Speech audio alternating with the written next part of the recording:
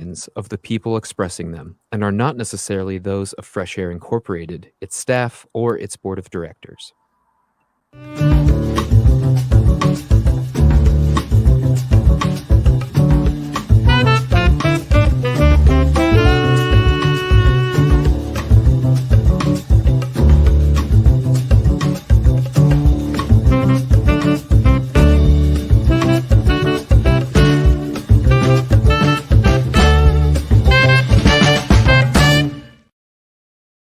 I'm Al McFarlane. Welcome to the Conversation with Al McFarlane. I'm glad to be here and glad to have you along today as well. Today is Tuesday, August 1st, 2023. And as always, we want to deliver to you today what I call a robust conversation. A couple of great guests, and I'm sure you'll enjoy the interviews as much as I enjoy doing them. Before we begin, we want to thank KFAI for hosting this program, being a partner with me and Insight News and McFarlane Media over the years. And I can't tell you how much I respect and love the fact that my program follows Amy Goodman in Democracy Now! She does such magnificent work. The work she does is important. It's groundbreaking. It keeps the entire world informed. And we hope that we are simply riding the coattail of what she is attempting to do in educating, illuminating, uplifting democratic principles around the country and around the world. So kudos to Amy Goodman, kudos to KFAI, and kudos to you who support this station. We invite you to support this program in particular as well. How can you do that? Become a subscriber to The Conversation with Al McFarlane. We're streaming this program. Not only is it a live broadcast on Tuesdays, but every day we stream it across about 7 different social media platforms. We're streaming live to Black Press USA, their YouTube channel, streaming live to the Insight News YouTube channel, which is YouTube/Insight News MN. But we're on 3 Facebook platforms, a Twitter platform, and we are on a LinkedIn platform. So no matter how you are connecting with us, we're asking you to help us grow our membership base, our subscriber base by even during the show or after the show, going to YouTube Insight News MN and click on the subscribe button. You could also like and share.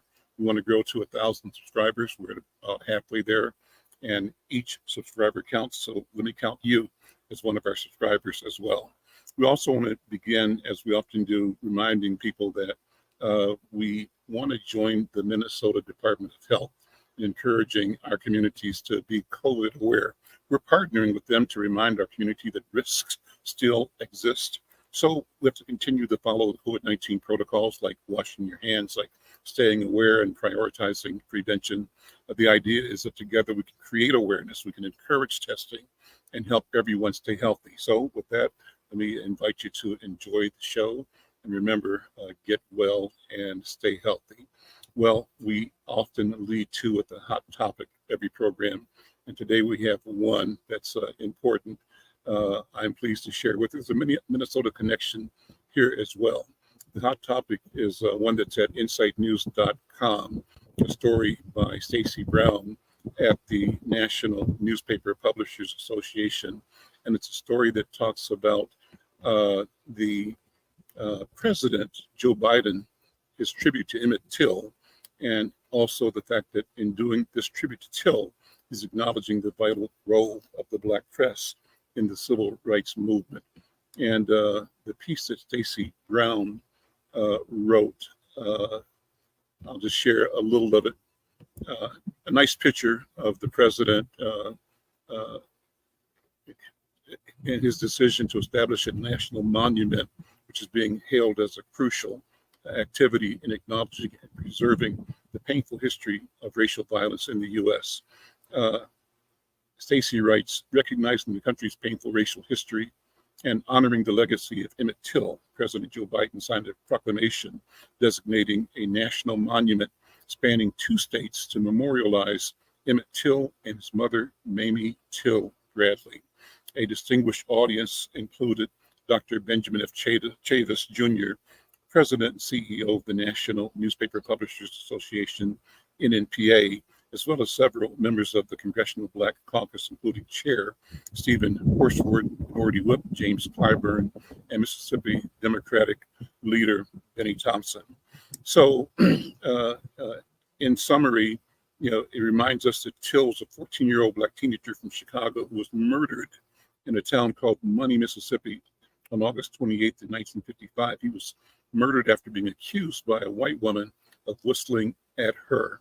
His brutal killing became a catalyst for the civil rights movement, particularly when his mother, Mamie Till, chose to hold an open casket funeral, and a photograph of her son's disfigured body was published in Black media, bringing national attention to the horrors of racism and sparking outrage across the nation. I can tell you that I remember my parents owned a grocery store in Kansas City, and one of the things we sold every week was Jet magazine, and Jet magazine was like the documented record for life in Black America. Every week we look forward to getting the new copies and selling them.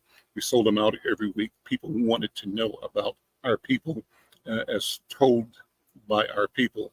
And I remember the week that the Emmett Till story came out, and it was just a close-up face shot of a disfigured face of this 14-year-old. It was horrific, but it made an indelible impression on me and on every other, I believe, African-American, Black American who understood who we were dealing with, what we were dealing with, and the cost of trying to maintain our dignity and opportunity in a hostile environment. Well, I'll stop editorializing there because it's a lot, but it's important that the president is creating this monument. You should read the story at insightnews.com. Let me begin then with my first guest today. I've got the pleasure of meeting a new, I'll presume, she'll correct me, I'll say a new friend, because I just spoke to her briefly a minute ago. But Karen Zacarías is making waves in the theater world with her play, Shane, which is now being performed at the Guthrie Theater. Karen, good afternoon, and welcome to the conversation with Adam McFarlane. How you doing? I'm thrilled to be here. Thank you for having me. Well, I'm excited that you're here and excited for the work that you're mounting at the Guthrie right now. Talk about the play Shane. What I loved about it when I first saw it was the storyline. First of all, you've been intentional in reframing what it means to be part of American history, in particular the Old West. There was a stereotypical image that was devoid of Black people and people of color. Right. You set that record straight in a way that's exciting and creative in this play. And secondly, I was excited that some of the images are just powerful and beautiful. I don't know if we can show it, but the picture that we used on the front page of Insight last week, that is awesome, amazing. Yeah. So talk about the play and what it means. And in the course of this interview, keep inviting people to show up and check it out, okay? Oh, absolutely. Thank you so much. Sure. I'm calling in from Washington, D.C., but I just spent some glorious weeks in Minneapolis, and thank you. I love the city. I've had a number of plays done in Minneapolis at 10,000 Things and at the Guthrie, and I just had a play called the Book Club Play. So Minnesota has always been very kind to me. So thank you. Yes, Shane. So Shane was one of the first books I read as a Mexican immigrant when my family moved from Mexico to Boston. And I read it. I thought there was so much about the book. I hadn't seen the movie yet. There was so much about the book that spoke to me. It was a family moving up north for a better future. And the woman's name was Marian, but I read it as Marianne, which is a very common Latin American name. Mm-hmm. And the way the book described Shane, I was like, oh, he's Roberto Clemente, who was my hero. And Roberto Clemente was a Pirates baseball player, number 21, who died, unfortunately, as a hero, bringing supplies to earthquake victims in Nicaragua. So I wrote my book report. I did my poster of it, and my teacher was like, that's wrong, right? It wouldn't be a Mexican family, and Shane wouldn't be Black. And I was like, oh, okay. And I felt, I don't know, humiliated or weird about it. And then I never saw the movie, because when I saw the poster for the movie and it looked so different than how I imagined it as a child, I just kind of let it be. Put this in context. What year was this when you first became acquainted and did this creative approach to the story? It was 1980. It was 1980 when I moved to the United States. So and the reason I'm asking is because that seed has been planted, and now here it is. Exactly. That's so amazing. You never know. You never know what things from your youth will suddenly kind of dawn up. So fast forward a couple decades, and Blake Robeson, who's the director and a very good friend of mine, he was like, he's always been encouraging me to like do a Western, but he was thinking it more in the fun way, in the Blazing Saddles way, and that type of way. And I was like, Blake, I can't. The Wild West, as is portrayed, actually has a lot of problems. I mean, I'd be interested in doing the true West. And you know what? This book, Shane, which is about a family, it's a domestic drama. It's not just a shootout at the OK Corral. It's actually about family, and it's about a story about how to be a better person and can we outrun our past? I think has some interesting themes, but let's populate it with the actual people that lived in the West. Let's have indigenous voices. Let's have Mexican voices. Let's have, African-American voices in it, because that's historically 25% of cowboys were Black and the other 25 were Mexican. And do you see that in the John Wayne movies? No, sir, you do not. And so that was the impetus behind doing that. But, there's a reason why Westerns aren't on stage. You don't have horses. Okay. You don't have panoramas. Like, how do you do that moody kind of thing? And so when you're talking about the beautiful photography and the pictures and the lights, we decided to be as theatrical as possible, using percussion, using lights, using tension and movement to kind of tell the story of the West. And it's proved to be, people are really, really responding to it on a visceral, edge on your seat kind of moment. And people are weeping too, because it has so many themes. It's still the Shane story. It's still the story of looking for father figures, right? Well, tell the original movie story in the book, because So in the original story, it's your American myth. A stranger comes to town, and there's a cattle rancher that wants to take all the homesteaders' lands away from him so he can make more money, and he's trying to push them off their land. And this mysterious gunslinger really wants to leave his past behind. He wants to put his gun down, and this family takes him in, and he starts helping them, and he really hasn't been loved by a family, and it opens him up. And then he realizes that the only way that he can love this family back in so many ways is by taking on this land baron, and in an epic battle at the end. So it's a classic story of a stranger coming to town.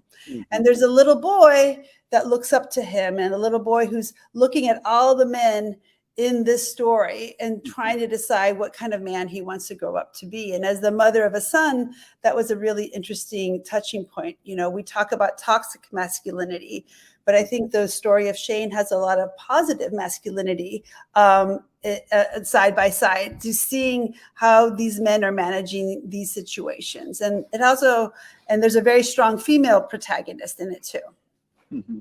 And so that feeling of all the dynamics stayed with you from then till now. Yes. And go ahead and talk about the mechanics of creating the space in theater and on stage.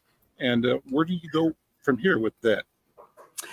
Well, we first of all, is the first thing is taking a book and making it into a play. So that means taking it and making it three-dimensional. Now, in the book and in the movie, there is really very little talk about the Native American population. And, you know, homesteaders who are portrayed as the heroes, the government, that land isn't just free and they're getting it for free, but there's a story underneath that. So I thought it was really important to create a Native American character who felt intrinsic to the plot and weave her through, so at the end she has a big part in how the culmination ends. But let me take an aside here. This is a personal privilege. Do you hear the term colonizer in today's conversation? Yes. How does that play? I mean, when I hear it, it's I like the term because it's one more way of describing what happened, and I was invited to understand the story, the feeling of the pioneer from the pioneer's point of view. And so when I looked at the world, the lens was brave, you know, gallant, riding into the sunset, always west, and bringing whatever it is that is good to a space that was desolate, unorganized, unformed, but never an admission of the destruction, the toxic or the pox of expansion. Pax Europa, you know. And so when I hear the term colonizer in reference to these relationships, it tells me that we have to keep on looking at different ways to look at the same thing, and that the more we do, the better we become. That's what I think. But that's my aside. What do you think? I agree completely with that. And in the play, we hold everybody accountable, because even though it's a Mexican family that's been displaced, that were further down south, and they've been displaced, you know, they've moved up north to try to find, because they lost their land with the Mexican-American War.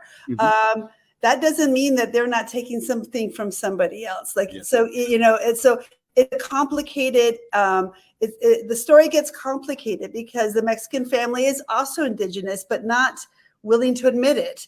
And so having Shane come into their life, and in the play, Shane is a formerly enslaved person who had to fight in the Civil War, because that's what happened. That's why the people who left the South to come west, that's a big part of the story. And the reason they became ranchers and worked as cowboys is because that was work that it was open to them. And so all of those stories are in this 90-minute play that still honors that initial story about a boy looking up to a cowboy that comes to town. It's just this time this cowboy has a backstory that's hard, and this is a cowboy that is trying to outrun his past. And what he realizes, as we should realize as a nation, is the only way we can get through our past is to acknowledge the truth of it and try and be honest about it, so that we cannot keep burying it. And so a lot of the play is about that. I'm Al McFarlane. This is The Conversation with Al McFarlane. I'm talking with Karen Zacarías, who is the playwright presenting the play Shane at the Guthrie Theater. Karen, let me have you invite our audiences to attend and to enjoy this creative piece at the Guthrie. Thank you. Well, we've been getting rave reviews and standing ovations. If you want to see a tight 90-minute surprising and moving story that is about all Americans, come and celebrate Shane with us at the Guthrie Theater. We're up until August 27th, and it's a new American play for the American canon. And there's something for everybody. People who love Westerns, people who hate Westerns, people who've never seen themselves in Westerns. There is something for everybody in this piece that we hope. Well, so Karen, let's talk about the arc of your production so far. You, I read, are one of the most produced Mexican-American playwrights, women in particular. Talk about that. I'm also one of the most just produced playwrights, period. Yeah. So there's that. So without set it straight. Yeah. Talk about that. Describe the arc of your work, first of all, from early to now, and I want to know where you're going. And we'll finish the interview with me talking about, I always ask my guests to tell the story of their lineage and genealogy. Whose shoulders do you stand on? Yes. What spirits, what histories, what ancestries reside in and around you and direct you to this moment and the moments that flow from right now? Oh, that's beautiful. The first question. Your work, the arc of your work, story. The arc of the work, yes. Yeah. The arc of my work as an immigrant who moved to this country, trying to explain what it was to be Mexican and what it was to be an other, having come from a place where I wasn't an other, right? Like everybody around me was Mexican, to coming to a place where I had to kind of explain that, made me always search to try to write stories that created a bridge. I also think art is about healing, and I think art is about community and communion. So I've written plays for children, I've written comedies, I've written dramas. That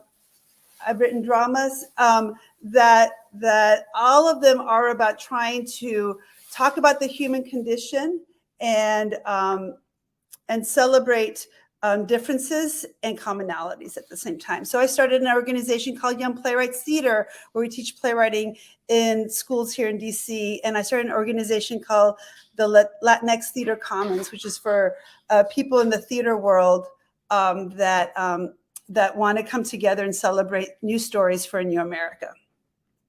Okay. And then talk about your personal story.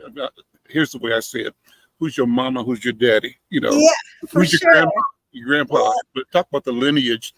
For me, it's important to know that each of us is a cog in a continuum, right? Absolutely. And that means this moment is special, but it's a part of something bigger.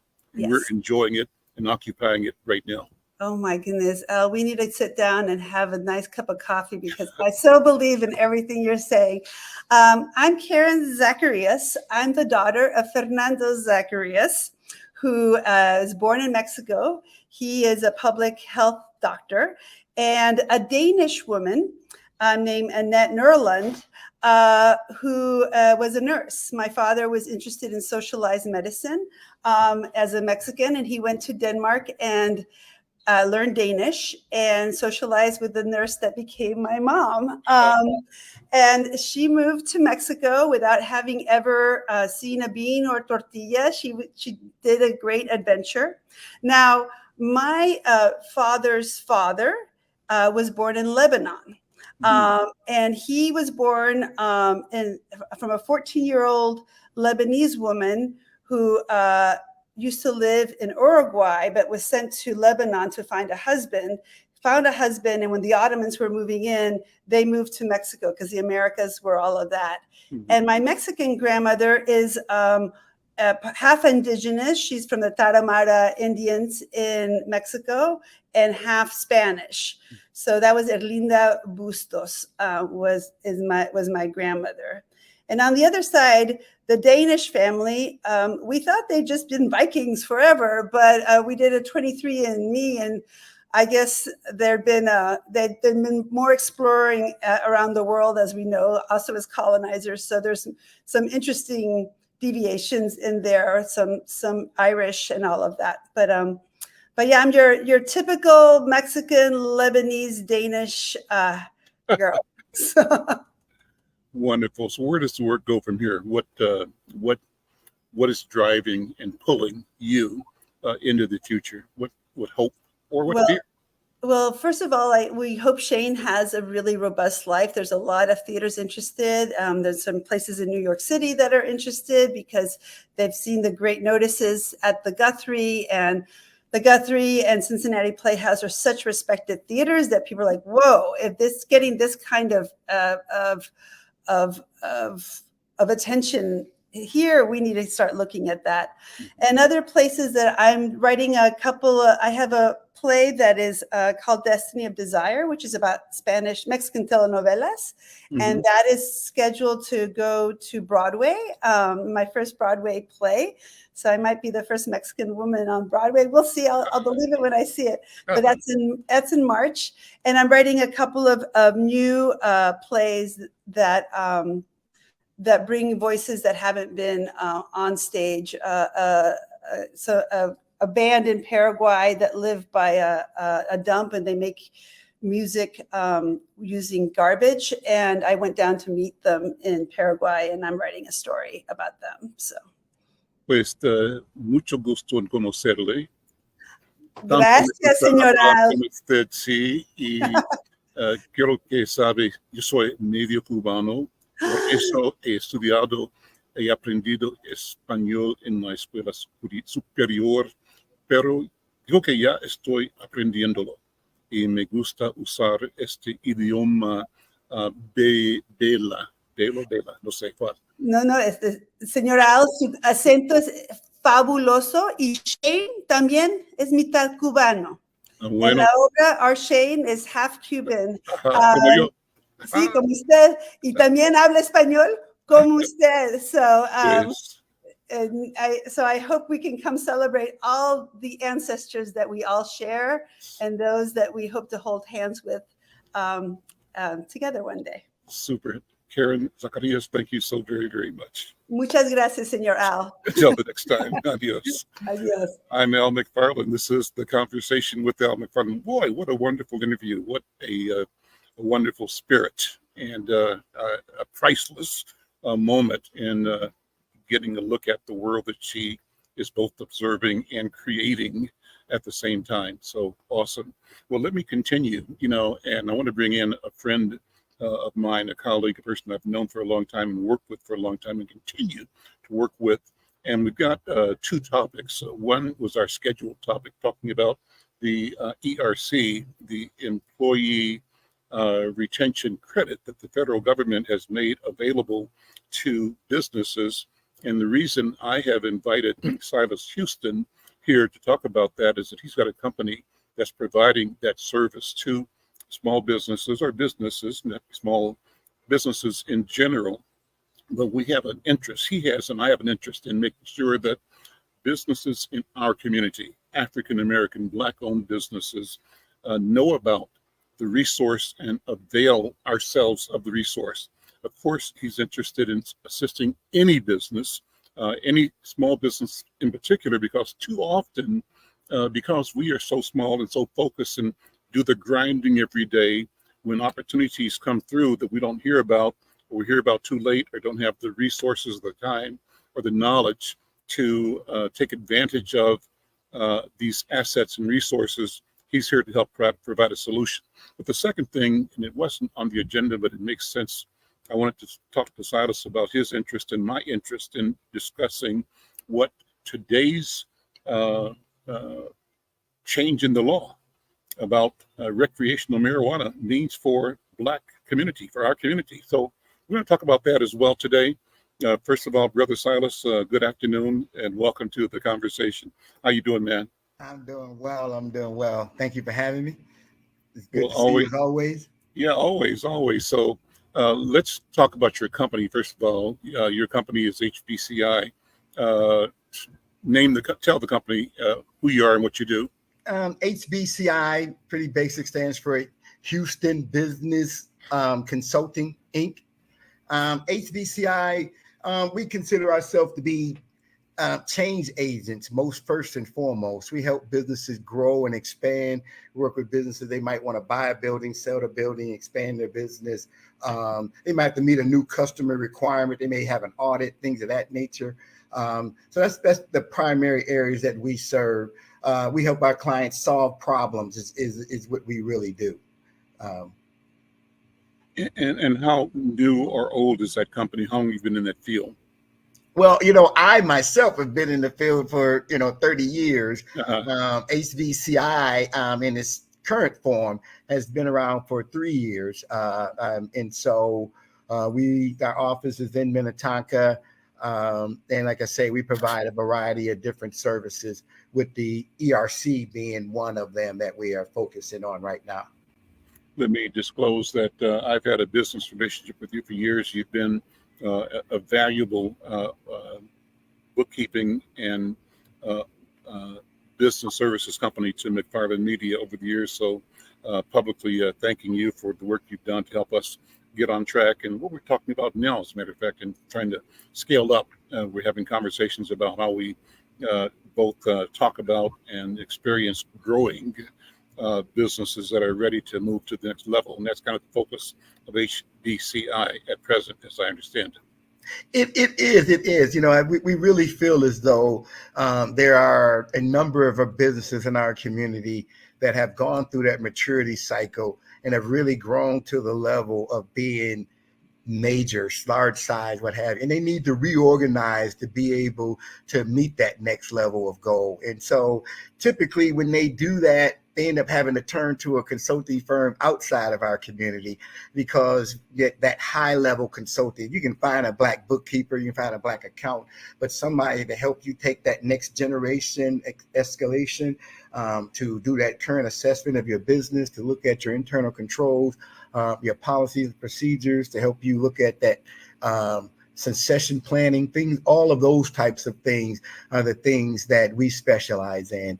And our focus is, we say the melanated community, is because we want to include all of those all of us of color. I'm Adam McFarlane. You're listening to The Conversation with Adam McFarlane. My guest is my friend, Silas Huston. He's founder and principal of HBCI. And we're talking about small businesses in particular, but the question of scalability of moving businesses to the next level. Well, one of the things that we wanted to talk about specifically was the ERC. Now, Silas, I got a letter about 3 or 4 days ago from Bell Bank. Bell Bank is the bank that I went to 3-4 years ago when I learned about at the beginning of the COVID pandemic, when all businesses were challenged, right? Bell Bank was one of the number of banking institutions that brought the the loans for small businesses called at the PPP. time? PPP, right? And so they were able to get me into a PPP loan that after a year or two was forgiven, which is great. And then they also did the prep work for me to get the next loan, which was called the what's the name for it? For the I'm having a blank on the acronym for the. Oh, okay. I know what you're talking. Oh, man, I'm having a blank on it as well. Yeah, the next loan. But anyway, the next loan. Yes. And so then they've got my records. They have my information. So they sent me a notice saying you may be eligible for X, thousands and thousands of dollars based on your history of retaining workers during the COVID pandemic. And so I'm sending that over to you because you and I have talked about your company providing that service to me. But what I'm saying right now is that too often people like me in small business don't have the energy or the time or the focus to take advantage of opportunity. So I'm going to have you kind of walk me through what you're going to do for me. I'll be your case study, right? Okay. And here it is, a private conversation between Silas Huston and Al McFarlane with 100,000 people listening on KFAI and many more across the board on social media, because we think this is an important conversation. So everybody should lean in. If you're in business or if you know somebody in business, we want to make sure that all of our businesses that too often are left out because of lack of information or access get a chance to get a leg up and to get a foot in the door to make sure we're not leaving money on the table. Silas, how do you help Al McFarlane make sure that he is eligible and gets the ERC money that his company earns based on the current? What is ERC? Let's start there. Let's start there. ERC stands for Employee Retention Credit. It is a federal credit that was as part of the CARES Act in response to the pandemic. And so when the federal government did other support packages like PPP, they put money into the marketing of it so that nonprofits and different groups would have resources to reach out, tell people about it, process it for them, and help them along through to make sure that everybody who qualifies can know about it and get it in a safe and secure environment, somebody you can trust. When they did the ERC, they did the exact opposite. They did not put any marketing dollars out there. They put it out there. They purposely didn't market. They didn't tell anybody. The only way there's nobody that the government pays to do this. And so it left it to the consultant marketplace. And when that happens, we as melanated people generally get left out. One, we hear about it late. When we do hear about it, we hear about it in some mass marketing way, which makes you think, fraud, being gouged in fees and prices. And so HBCI came into this marketplace because of those things. We wanted to be able to give our community a trusted source, somebody that would be able to help you through this process. We don't try to do the whole country. We do Minnesota, we do Georgia, we do Michigan, places that we know. We know that the governor in those states took actions that limit how you do business.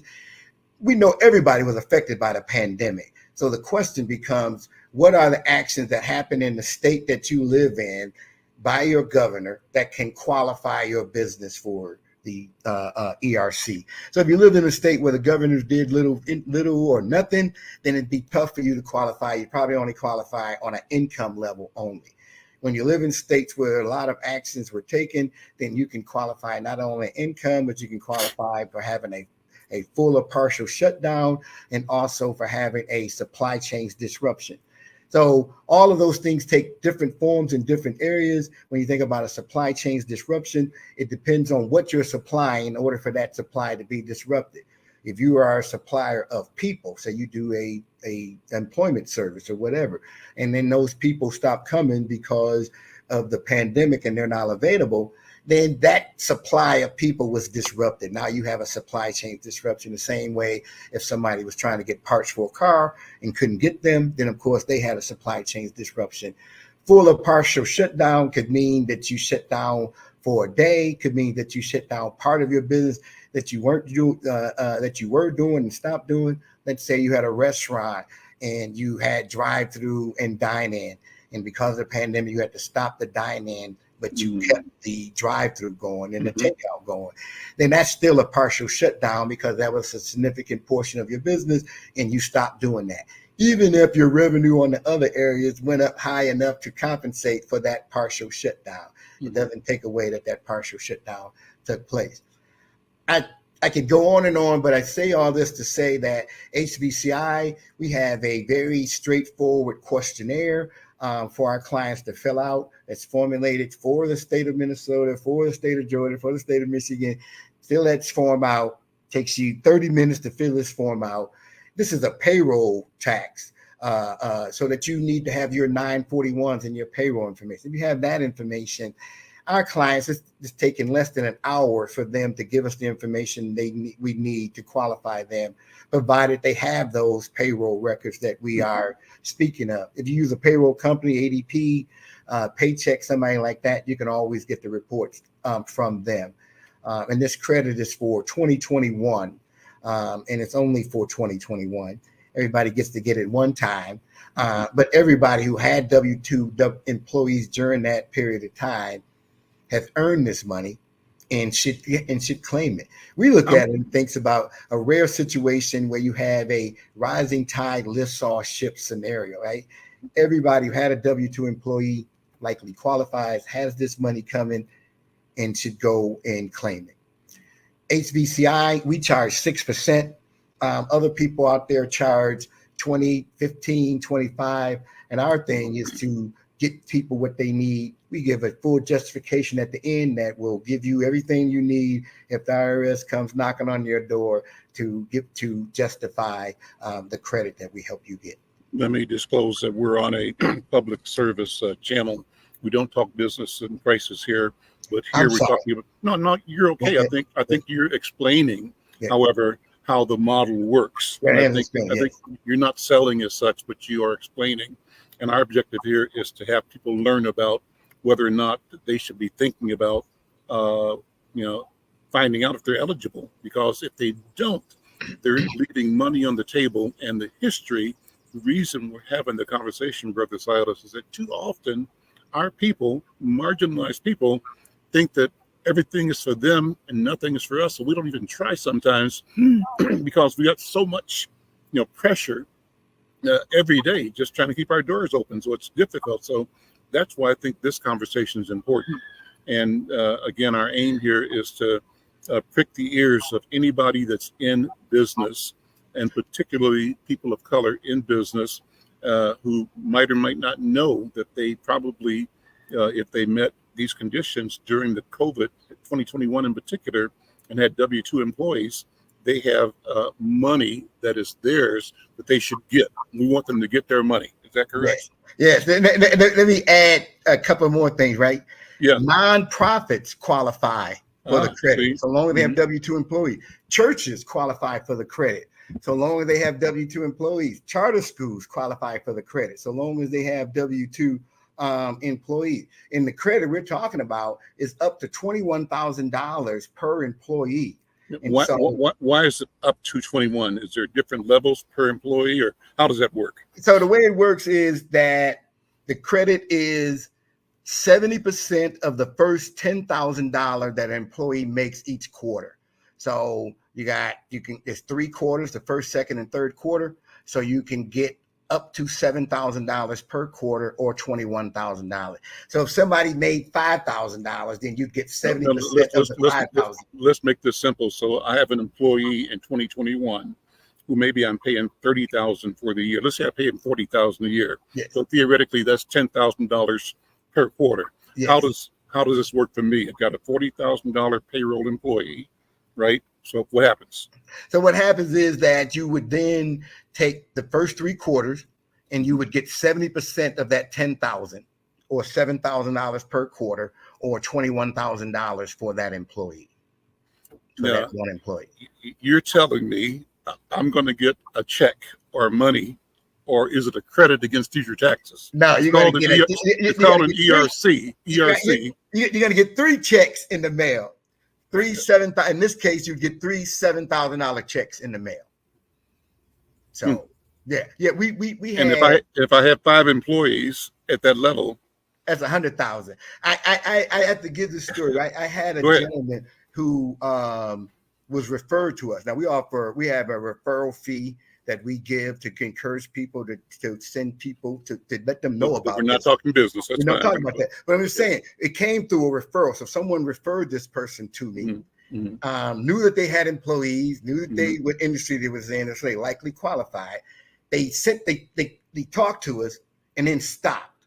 And then 3 months later, he called me again, and I'm like, okay, guy, look, 30 minutes to find out whether you qualify or not. You got 30 minutes. And he's okay, fine. He sends me the information. He qualifies. When we're done qualifying him, Al, $3 million is what he had coming back.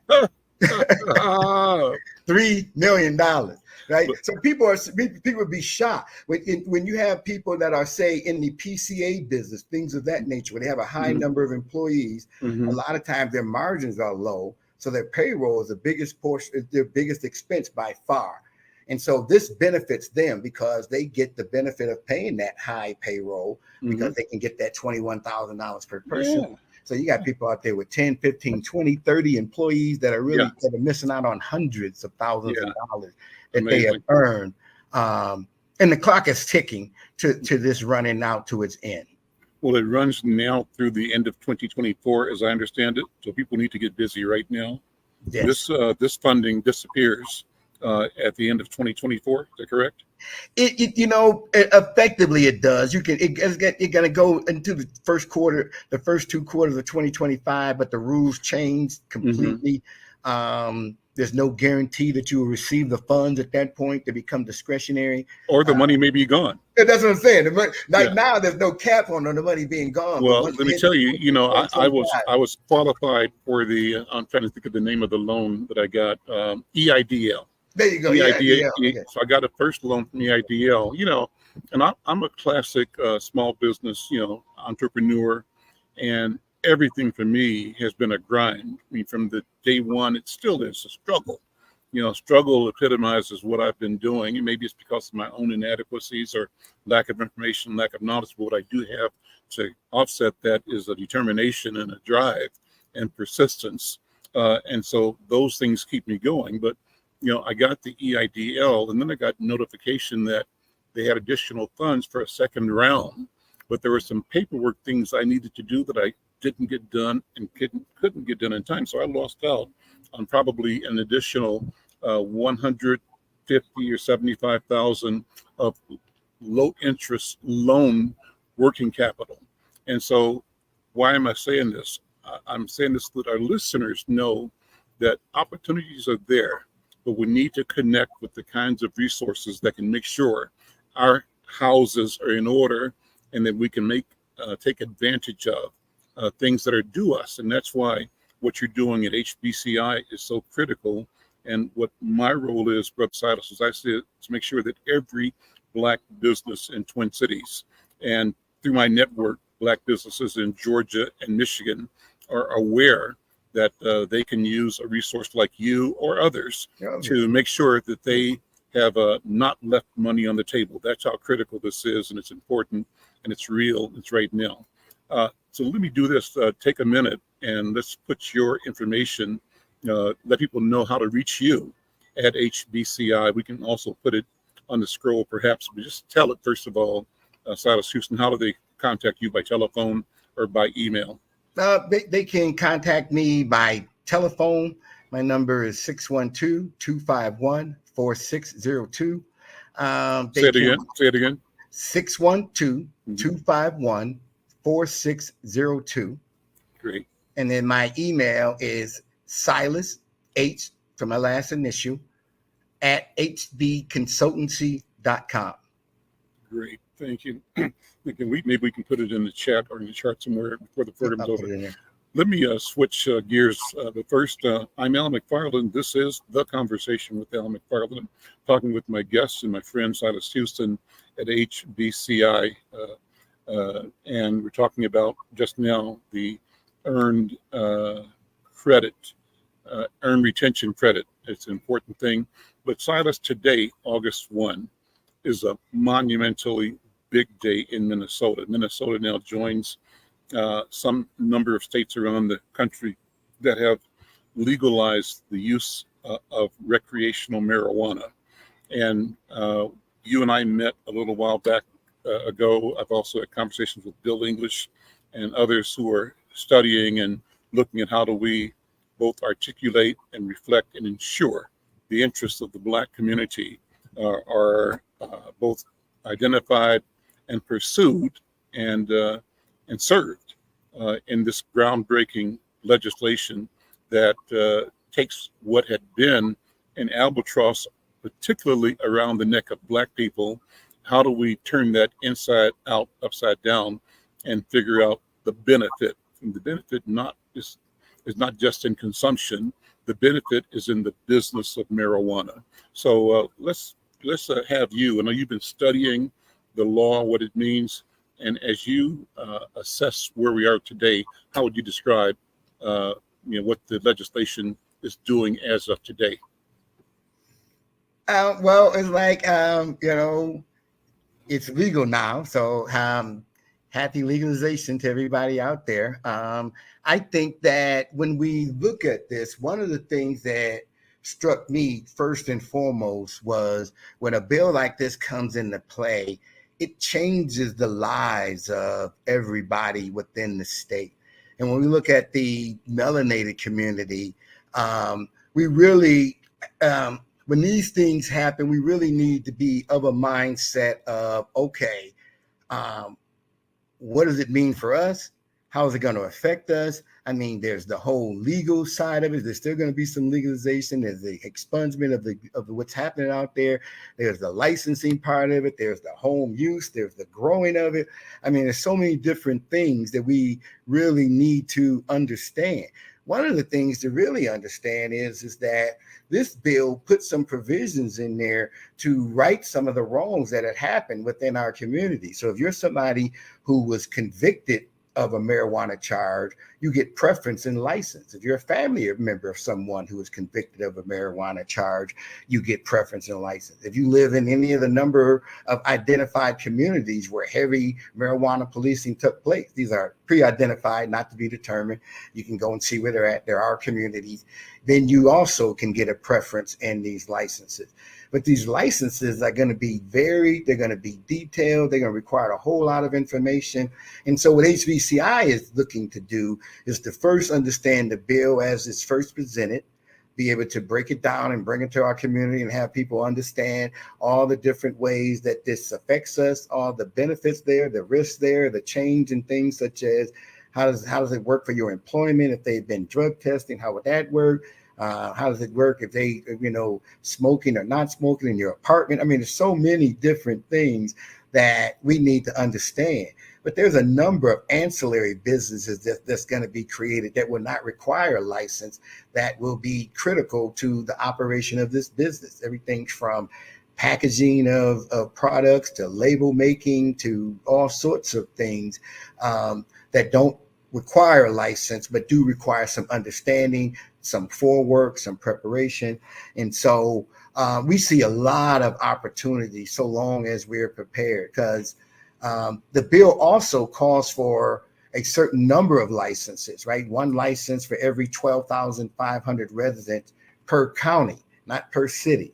So if you live in a county that reaches its limit, but one city doesn't have any, that city will no longer be required to have it. But until that happens, they literally are going to pop up everywhere. And the question is going to be, where's the best place to have yours?